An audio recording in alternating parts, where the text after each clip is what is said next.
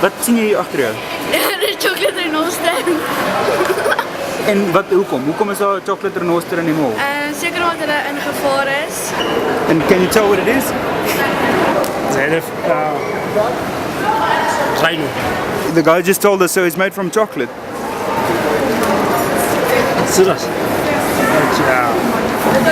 I think it's a melt. But it's a chocolate is nice. This one. My verantwoordelikheid vir hele projek is om die raamwerk wat hierdie man in mekaar gesit het, uit sjokolade uit te modelleer en dit so moontlik as realisties te kry. Ons het op hierdie stadium 1.7 ton chocolate waarmee ons werk.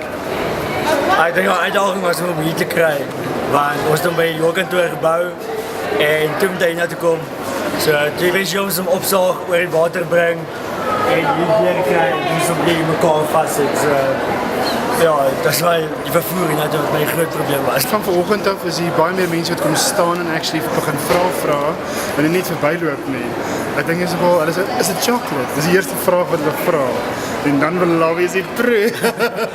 So ek dink Maar die idee is nou nie dat almal aan proe gaan en nee, verseker. nou gate in die renoster is nie. Ja, hierdie Rhino word opgevel donderdag aand. En dan, wat maak jy met hom as jy hom kry? Jy betaal net vir hom. Hoeveel stad julle gaan julle kry? Ek weet nie wat die opening bot is nie, maar ek is bereid. Ek sal dit kan betaal nie, maar ek dink ek kan begin so op 250,000 maklik. Jy kan gewoon sê hoe dit proe. Dis yummy.